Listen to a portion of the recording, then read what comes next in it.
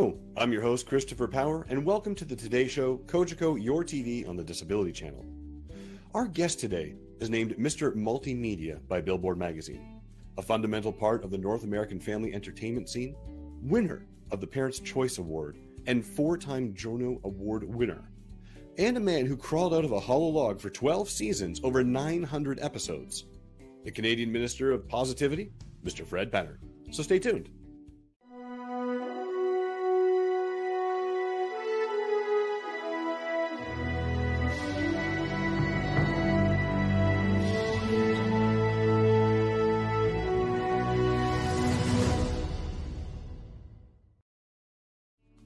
Wow. Just wow, Fred. Thank you so much for taking the time to be with us today, and welcome to our show. Thank you so much, Chris. Pleasure to be here. Now, Fred, not many people know this about you, and certainly I didn't either, but you were actually once an economics student. What was the change from economics to music and entertaining? It was an unexpected transition, oddly enough. I was the first of my generation to go to university. You know, from our family, we came from Mennonite Southern Manitoba background, and my dad was in the Canadian Forces, and by the time I reached my late teens, it was, what am I going to do with my life direction? And so I finished high school, and I thought, well, I'll go to university because that was a preferable thing to do, because nobody had told me that I could ever make a career as a musician. So I went to university, and I did a basic arts program with a major in economics, and then after I got my degree, my father and my younger sister, who was born with Down syndrome, she died, and then my dad died a year later. So I was faced, after this graduation with mortality, awareness that two of the most important people in my life were gone now. And now what am I going to do with my life? I knew I didn't really want to be an economist. I had done that particular path just to really satisfy my parents' desire for their child to go to university. Right. So I did my soul searching at that point at what am I capable of doing, because I had no other skills. I wasn't trained for anything, but following my bliss with music, because that was the one thing that I'd always participated in from grade school, high school, even at university, all sorts of choirs and folk groups. And so I thought, well, here it is. Here's my point of transition. Let's see if, in fact, I can make something of myself from a musical point of view. And I just started playing and performing, acting, doing any kind of theatrical event. And that ultimately led to working with families in the late 70s. So is this kind of where Cornstalk emerged from, the band that you used to be in? Yeah, exactly. In 1973, Cornstalk began, and it was with some friends that I had known, in my Winnipeg days. The leader, his name is Al Simmons, and Al and I, oddly enough, were in Air Cadets together. Oh. Our fathers were both in the military, so they encouraged us to do that. And Al and I became instant friends, or continued our relationship, on a musical path. And and Cornstalk was born in 73 to 77, and we toured from Calgary to Toronto was our span. We didn't go too much farther. Well, we have something in common. I was an Air Cadet as well, 357 Goose Squadron when I was a wee lad. Hey, 170 City of St. James Squadron. Beautiful. Nice. So when you're recording, I mean, a lot of people just get flustered and filled with anxiety. Do you remember the very first time you walked into that recording studio, feeling like you made it? I had no intention ever of doing a recording, and then an offer sort of came up after doing a presentation in Winnipeg from a doctor and his wife who loved my singing. It was a children's performance that my ex-wife and I had put together. Wow. And excuse me, and I'd written all the music for it. They loved my sound, so they basically gave me a blank check to go and make a recording. Unbelievable godsend. And I remember a beautiful studio in Winnipeg called Wayne Finucane Studios, and I I was excited. Certainly, I brought together friends, musicians in the city who were prepared to help with this project, and I was a novice when it came to the recording industry, but getting into a studio and just watching, really paying attention to what was going on and the positioning of microphones and trying to do, sing as clearly, it's all the things that you would normally do Of in course. a recording thing. You want it to be as good as possible. So warm up your voice, prepare before you actually put something on tape. So there was apprehension a little bit because this was a huge new step in my musical career, Right. but it seemed to work out all right. Now, do you still get overwhelmed when you go into that studio? I mean, you have a new song called Somebody Believes. When you Mm. walk in to do that recording, and I saw that video, you had so many people in there, all different talents. Like, just watching it, I felt overwhelmed. Oh, that's very sweet of you to say. It was a major project to do. My dear friend and co-producer Paul O'Neill, he put together pardon me, he put together many of the musical pieces for that, Okay. and we just started building it, then bringing in a choir and making it as strong a piece as we possibly could. At that point, I'd already done 13 albums, so I am pretty comfortable in a studio space, and with that song in particular, it came from a really interesting position, and I just loved the process that we were into, and I loved the message that it was conveying to the listening audience. Now, I was reading online that Somebody Believes is actually based off of, and please correct me if I'm wrong here, a child at World Vision. Is that right? Yes, there was a fellow named Edgardo Gonzalez. He's from the Philippines, and the I've been connected with World Vision for many years. I went to Africa to do a Wow. program for child sponsorship in the early 20s, early 2010, somewhere around there, and there was a support event happening in Vancouver for other people who were, sponsoring children, and just to give them a pat on the back. Sure. And Edgardo was presenting there. Pardon me. And his story was, uh, World Vision had come to the Philippines to be as helpful as they could to the folks there, and there was his family, and World Vision sponsored his Okay. siblings, and ultimately he's now come to Canada. He's working for World Vision. Wonderful man, really a delicate, gentle, beautiful soul. And in the course of his presentation, he said, "I wouldn't be here now if somebody hadn't believed in me. Somebody Oh, believed in me, so I succeeded in life." And I'm listening to him, and as I do when I'm anywhere that when I know there's a lot of energy happening, I've got my notepad out. I'm making right. little, scrolls here and there. And Wow. the phrase "somebody believes" is so universally true that in our world, if we don't have, whether it's a teacher or a family member or whoever, if somebody doesn't come up and give you that pat on the back and say you're doing good work and keep it up, and all of that stuff, that we feel buoyant and ready to continue. Of course. um, that phrase "somebody believes" is just very powerful.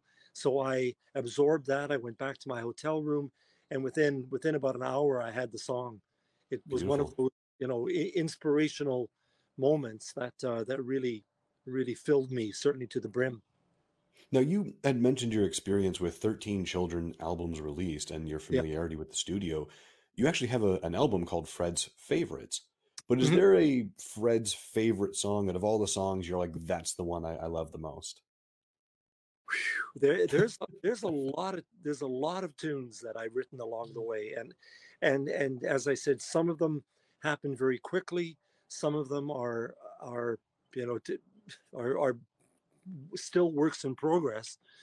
But there's a song that I wrote a while back. I am a family entertainer. I work with certainly with children, with parents, with grandparents. I try to encompass families Of on course. all spectrum, right?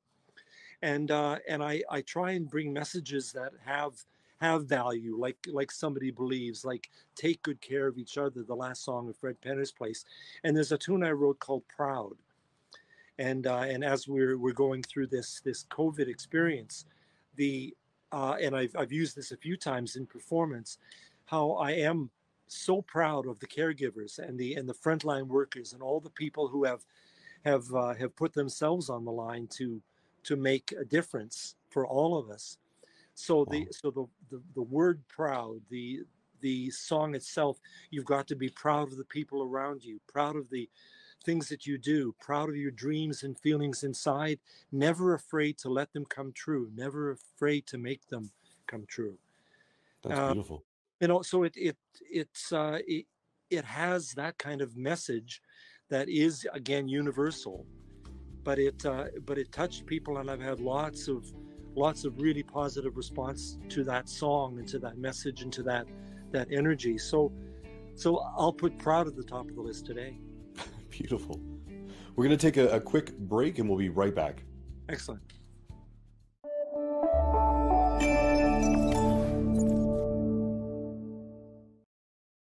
All about inclusion and really giving everyone a fair say.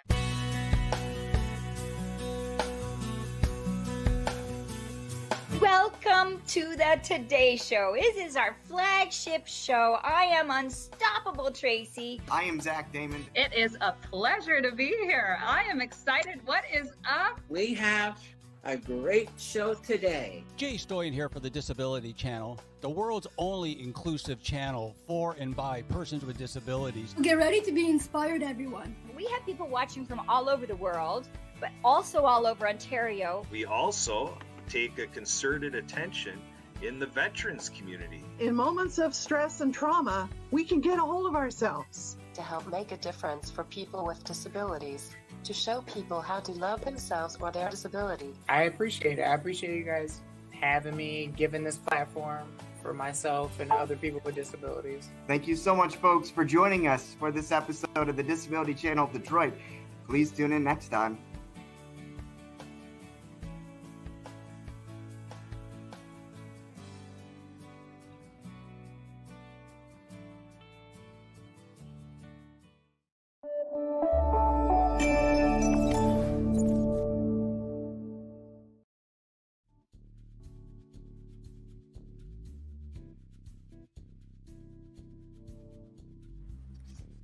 Welcome back. I'm your host, Christopher Power, and our guest today is the Minister of Positivity, Fred Penner. I just love that. I love that.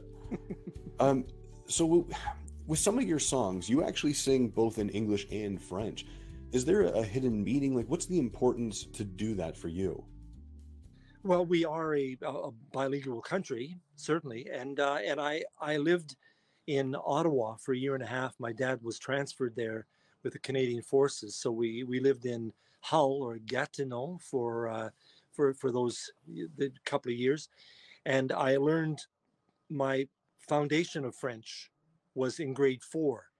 Okay. And I have an affinity for language. I love to play with sound. I love to play with language. I know how to count to 10 in about a dozen languages. I know how to say I don't know in many languages. I love the sound of playing with language and the way that music is affected by the different words that you have in a different language. So it's so for those two reasons, we are a bilingual country.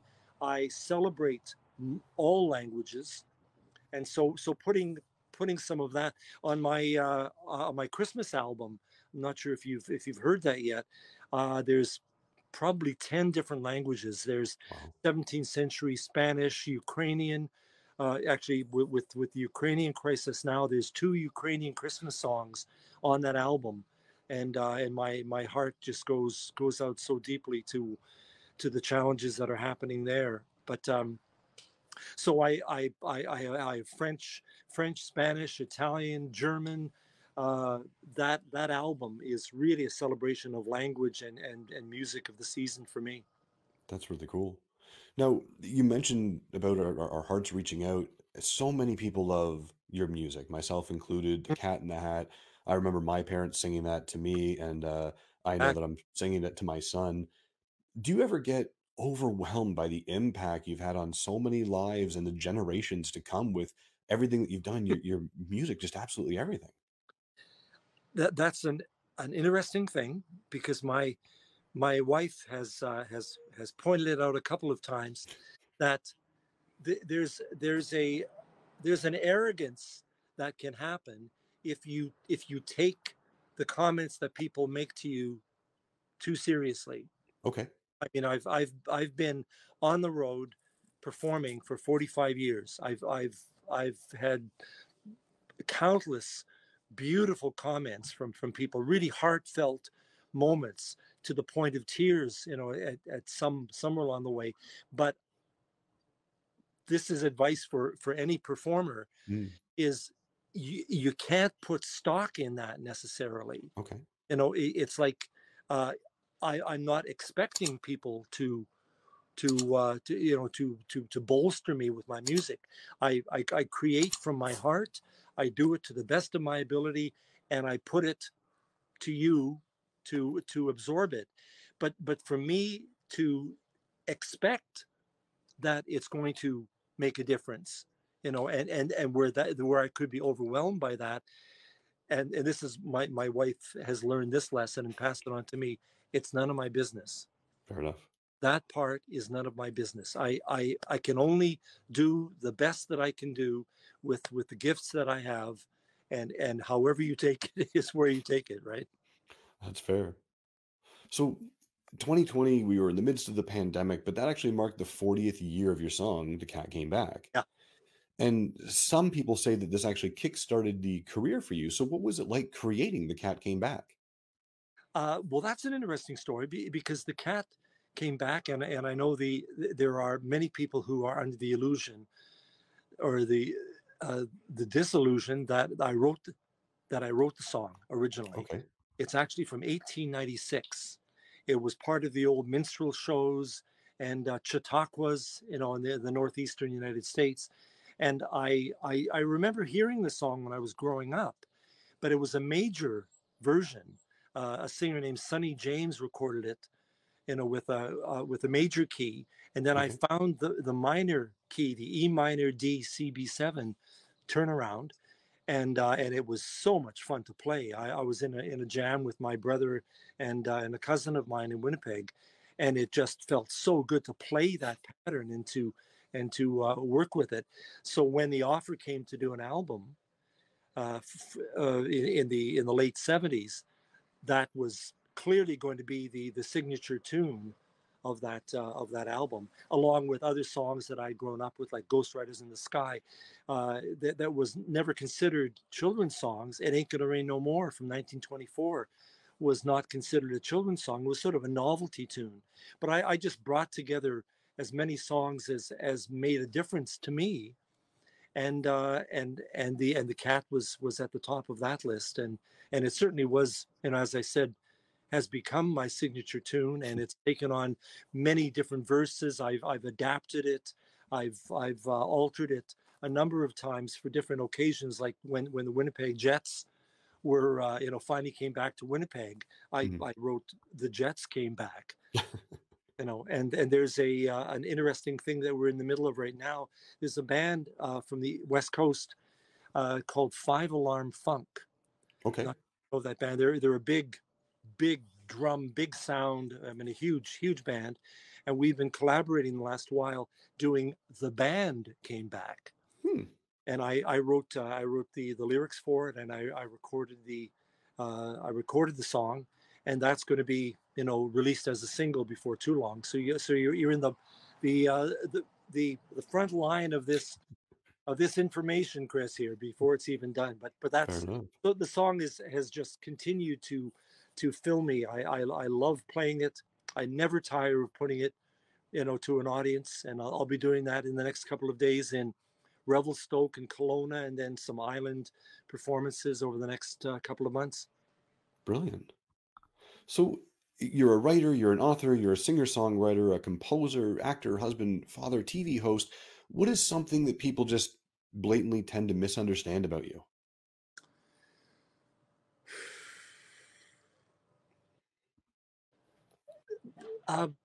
Sometimes, because I work with families, with children, people sometimes think that I'm always, the bright up, happy guy, and I am for the most part. But there's a part of me that is so caring, on a much deeper level. What I do is not superficial, and I think what I want people to know is that I take what I do very seriously. As my sort of mantra is, never underestimate your ability to make a difference in the life of a child. And I bring that to the table from my experience with my sister, as I said, who was born with Down syndrome and died at a critical time of my development, and the special needs kids that I worked with over the years. All of that gets really inside of me and sort of affirms to me that this multi-decade path that I'm on has been valuable to me, and obviously others have accepted that, as I presented it. But I want people to know that I'm a serious guy, Chris. Fair enough. So, in your opinion, what is something that, I mean, everything that you said there was beautiful. Is there one specific thing that you feel society needs to change our perception on tomorrow? Don't take yourself so seriously. Beautiful. I mean, it's sort of in opposition to what I've just said. I'm a serious person, but it's what needs to happen. I think is people need to be more understanding. They need to listen more carefully. They need to be more supportive for the people around you. Don't be so critical for what's happening. I mean, trying desperately to be accepting of others, regardless of the cultural background, regardless of language, regardless. We are ultimately all in this absolutely insane world together. We are just little specks of sand trying to figure out our life path, and the greed comes in, and the angst comes into your spirit, and you just get completely lost. So I want people to really pay attention to what it is that's going to make them feel that they are whole, that they are loved, that they are strong in their being, both physically, mentally, spiritually. Those elements need to come together for a person to feel whole and positive in this world. Wow. We're going to take a quick break, and we'll be right back. Okay.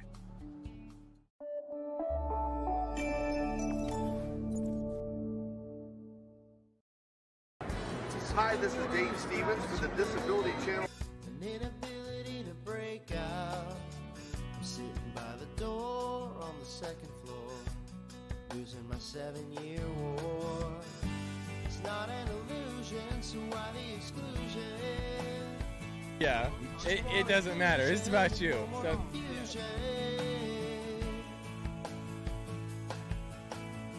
You say you're a disability dynamo.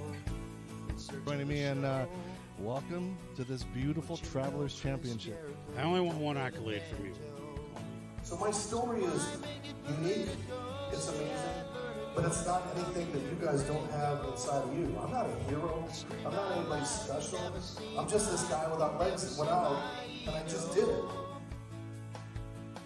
Stats outweigh the Democrats, the diplomats and the bureaucrats. This is probably your first interview down on the ground on your butt and stuff like that? First time ever, All baby. right. Eliminate and validate and validate and validate. Stay with us and the Disability Channel.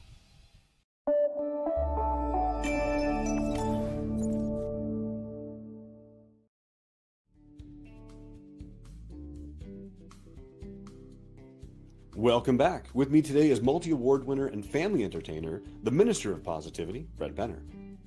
Thank you, Chris. I still love that name. You've published all of these books. Is there one that is specific, in your opinion, to kind of meet today in 2022? Out of all the children's books that you have, is there one that you say, hey, that's the one that would speak volumes in 2022? Well, I've not written many books. And all the books that I've done have been based on songs that I've done. So Ebenezer Sneezer was a book once upon a time. That's long out of print. The Cat Came Back has been a book along the way. Proud was turned into a book for a while, but the main book that I'm selling now in my concerts is a song called The Bump. Okay. And I put it on the first record, and it is a story about a bump who aspires to be something different, aspires to be a hill where people can toboggan, aspires to be a mountain where people can climb, aspires to be a volcano with explosion and all that. But ultimately, the bump is just a bump, and a family arrives on the scene to build a house on top of this bump. So Bump's purpose in life has been accepted. You know, it's a very simple story, but I think it's like home is where the heart is.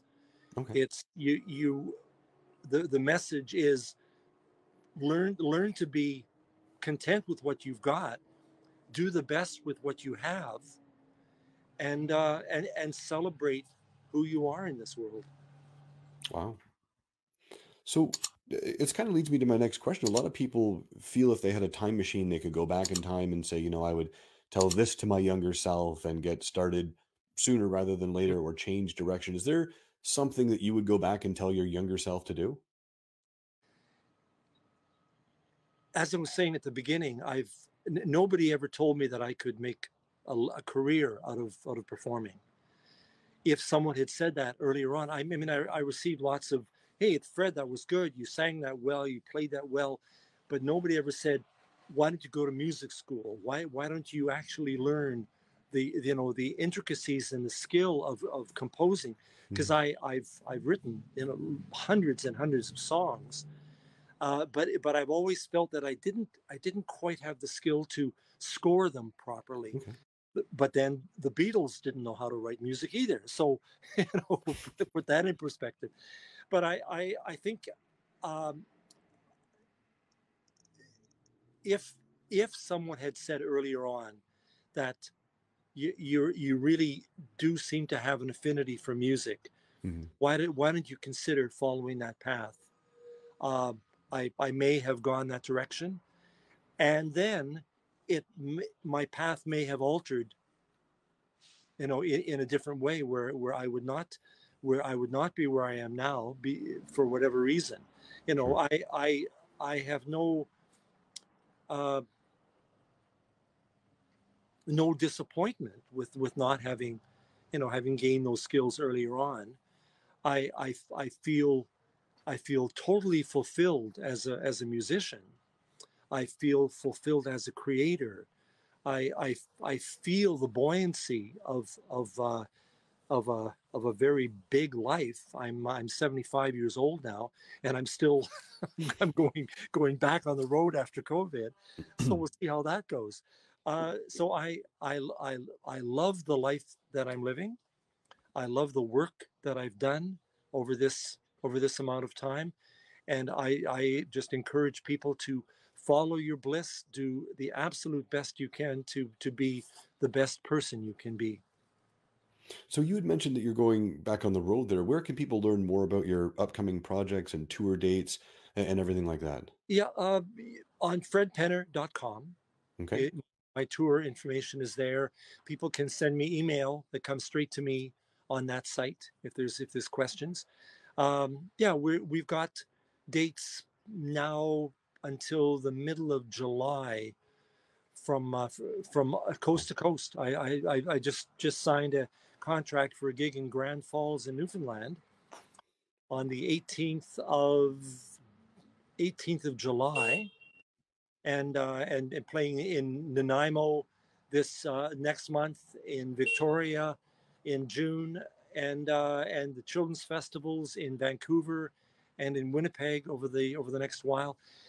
So fredpenner.com. I try to keep that up to date, but I look forward to connecting with some of your viewers and see where that takes us. Absolutely. I have time for one last question for you today, Okay. Fred. What makes Fred Penner smile?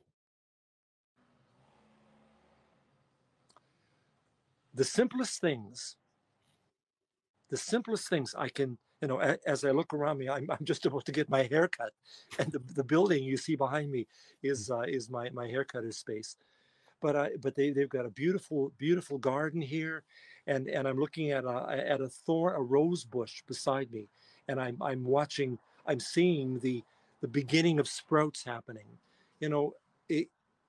And this has always been part of my. I look down. There's a patch of rhubarb growing on the ground here.